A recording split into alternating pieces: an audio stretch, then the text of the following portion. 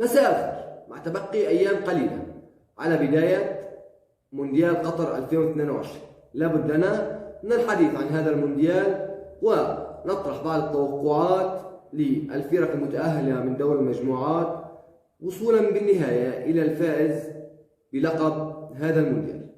طبعا في الفيديو الأول سوف نتحدث عن المتأهلين من دور المجموعات، وفي الجزء الثاني من الفيديو سوف نتحدث عن الأدوار الإقصائية. قبل البدء بالمقطع أتمنى منكم الاشتراك بالقناة وتفعيل زر الجرس حتى يوصلكم كل جديد.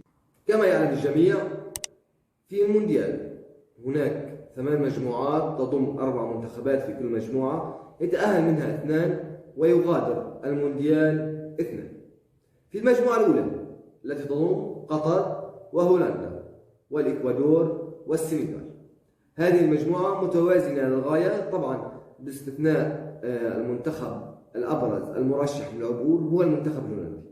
المنتخب القطري الذي حظي بفترة استعداد كبيرة وصلت إلى ما يقارب 6 أو 7 سنوات. المدرب الإسباني قام بتحضير لهذا المنتخب على رأس جهاز إسباني كبير من أكاديمية اللاماسيا. أيضا المنتخب السنغالي الذي يحظى بنجوم ممتازة، جيل جيد ورائع للغاية، قادر على صناعة الفارق في هذا المونديال. أضعف المنتخبات في هذا المونديال أعتقد هو منتخب في هذه المجموعة أعتقد هو منتخب الإكوادور.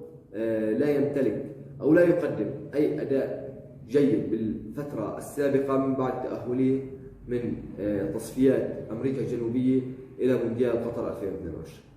طبعا توقعاتي لهذه المجموعة، المنتخب الهولندي سوف يتصدر هذه المجموعة ويعبر إلى دور ال16 برفقة المنتخب السنغالي الذي سوف يحل بالمركز الثاني لهذه المجموعة. المجموعة الثانية تضم المنتخب الإنجليزي، أحد أبرز المرشحين للفوز باللقب، حيث هو يمتلك منتخب جيد للغاية، لاعبين وجيل ممتاز في جميع المراكز في داخل أرضية الملعب. هذا المنتخب كما ذكرنا مرشح للظفر بلقب المونديال، إضافة إلى منتخب ويلز والولايات المتحدة الأمريكية وإيران. أتوقع عبور المنتخب الإنجليزي كمتصدرا لهذه المجموعة، ويعبر معه منتخب ويلز إلى الدور الثاني.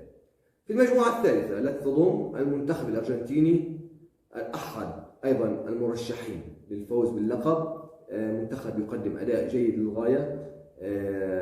سكالوني صنع كتيبة مقاتلة تقاتل داخل أرضية الملعب، قادرة على صناعة الفارق برفقة الأسطورة ليونيل ميسي، إلى جانب المنتخب البولندي والمنتخب المكسيكي والمنتخب السعودي.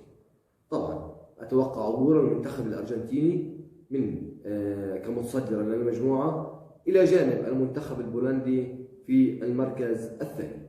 المجموعة الرابعة وتضم أحد أبرز المرشحين للفوز باللقب، المنتخب الفرنسي الذي يمتلك مجموعة كبيرة من اللاعبين المهاريين والممتازين القادرين على صناعة الفارق، وقادرين على تشكيل 3 منتخبات تنافس على لقب هذا المونديال. منتخب يمتلك كما ذكرنا لاعبين يتمتعون بمهارة وجودة عالية وكبيرة. أضعف مراكز هذا المنتخب هو مركز حراسة المرمى، إضافة إلى المدرب ديشام الذي يعتبره الكثير من عشاق منتخب فرنسا أضعف شخص موجود على رأس هذا المنتخب، إضافة إلى المنتخب الذي يعتبر ويرشحه الكثيرون ليكون الحصان الأسود في هذه البطولة، منتخب الدنمارك، المنتخب الذي قادر على صناعة مفاجآت وإزعاج فرنسا على الأقل في دور المجموعات، إلى جانب المنتخب الأسترالي والمنتخب التونسي.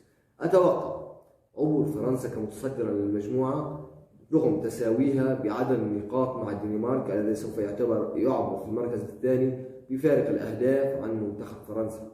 في المجموعة الخامسة، هذه المجموعة تعتبر الأقوى في مونديال قطر، المنتخب الإسباني الذي يضم العديد من المواهب الشابة، مواهب قادرة على تقديم المتعة وقادرة على صناعة الفارق، إلى جانب المنتخب الألماني الذي يقدم أداء جيد للغاية رفقة مدربه الجديد فليك، إلى جانب أيضا كوستاريكا واليابان.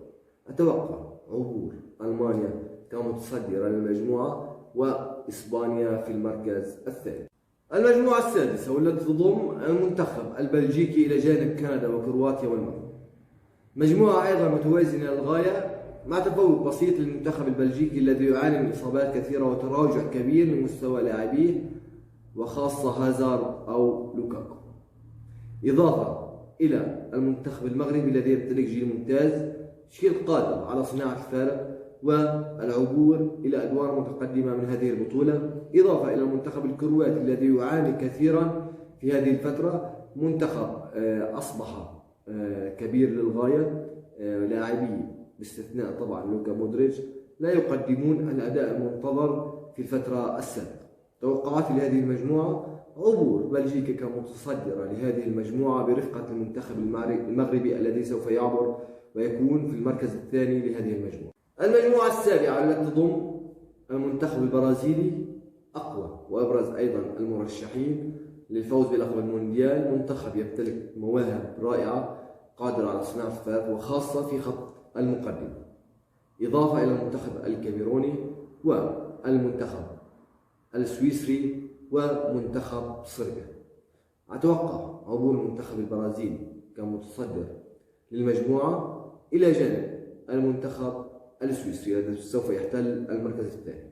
المجموعة الأخيرة مجموعة الثامنة، المنتخب البرتغالي الذي يمتلك جيل رائع للغاية، جيل قادر على تحقيق لقب المونديال، وهو اعتبره أكثر وأهم المتابعين أبرز المرشحين للفوز بلقب المونديال، بامتلاكه عناصر في خط الوسط وعناصر هجومية قادرة على صناعة الفارق، إضافة إلى منتخب غانا ومنتخب كوريا الجنوبية ومنتخب الأوروغواي الذي لا يمر بفترة جيدة، منتخب وصل أعمار لاعبيه إلى سن كبير للغاية تجاوز 30 عام، مع بعض التدعيمات في بعض الخطوط بلاعبين شباب. أتوقع عبور المنتخب البرتغالي كمتصدر للمجموعة إلى جانب منتخب الأوروغواي الذي سوف يحتل المركز الثاني. إلى هنا نكون قد وصلنا لنهاية الجزء الأول من توقعات المونديال. قبل نهاية المقطع أتمنى منكم الاشتراك بالقناة، تفعيل زر الجرس حتى يوصلكم كل جديد.